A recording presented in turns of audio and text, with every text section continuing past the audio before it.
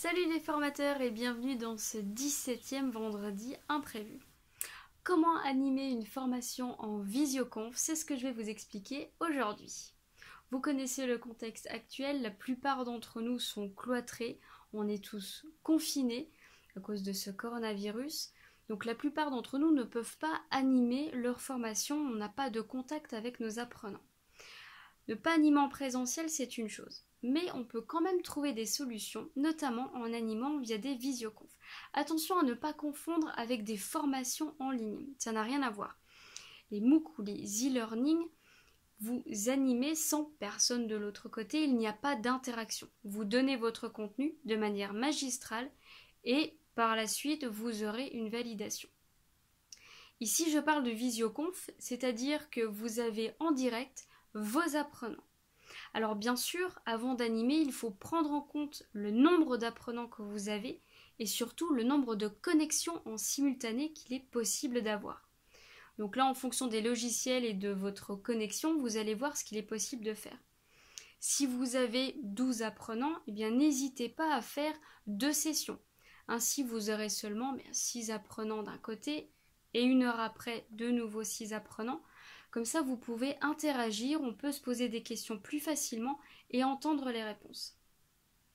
Ce qu'il faut prendre en compte, c'est votre manière d'interagir avec vos apprenants.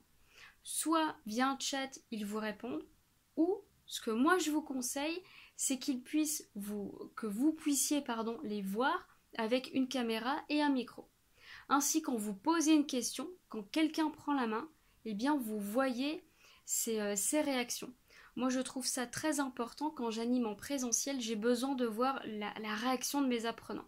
Et rien qu'avec le regard ou les mimiques qu'ils vont avoir, ce qu'ils regardent, je peux voir s'ils ont compris ou pas ce que je suis en train de dire. Ce qu'on ne peut pas voir via un chat.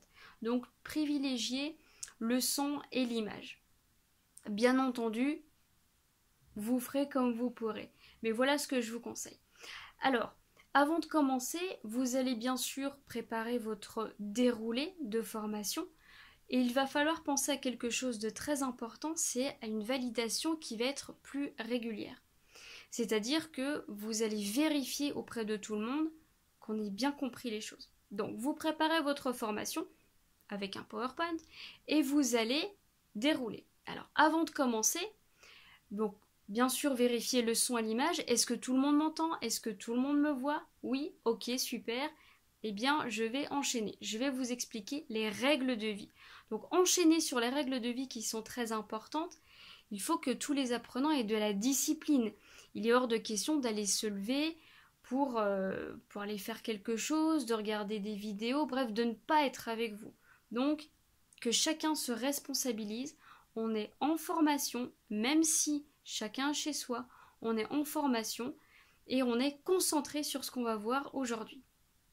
Voilà, les règles de vie sont dites et puis vous allez enchaîner sur votre itinéraire pédagogique. Donc votre plan de formation, mais qu'est-ce qu'on va voir aujourd'hui et vous allez dérouler. Vous animez et là, presque à chaque slide, j'ai envie de dire, validez auprès de tout le monde. Est-ce que c'est bon? Est-ce que tout le monde a compris? Et exigez que tout le monde vous réponde.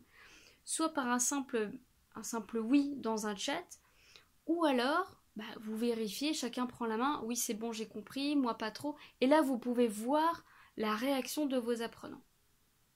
Donc validez plus que d'habitude, ça c'est vraiment important. Ensuite alternez, ça c'est très important aussi, alternez entre votre PowerPoint, une image, et puis revenez vers vous. Vous revenez pour qu'on puisse vous voir. Si on verra que vous bougez, que vous êtes dynamique, ça va apporter une dynamique à cette visioconférence pour ne pas qu'elle soit monotone. Comme moi, là par exemple, vous me voyez, mais il n'y a pas d'autre interaction parce que je n'ai pas de PowerPoint et puis que je n'ai pas le matériel nécessaire. Mais ceci est un autre sujet. Ok, à la fin de la formation, vous allez valider, soit par un quiz, vous pouvez avec certains logiciels créer des sondages et là ils vont vous répondre directement, ce qui va vous permettre aussi de finaliser votre administratif qui lui doit être réalisé aussi. Donc soit un quiz que vous envoyez par email si ce n'est pas possible autrement et que vos apprenants le fassent tout de suite.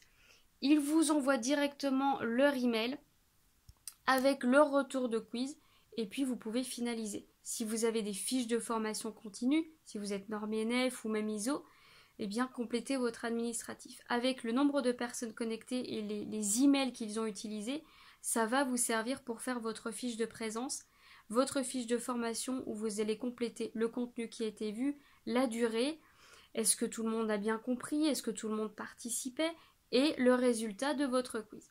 Donc tout ça doit être pensé et surtout réalisé. Donc aller de bout en bout. Donc voilà cette petite solution pour pouvoir animer, même si ce n'est pas en présentiel, utiliser la visioconf. Il y a plein de logiciels qui existent.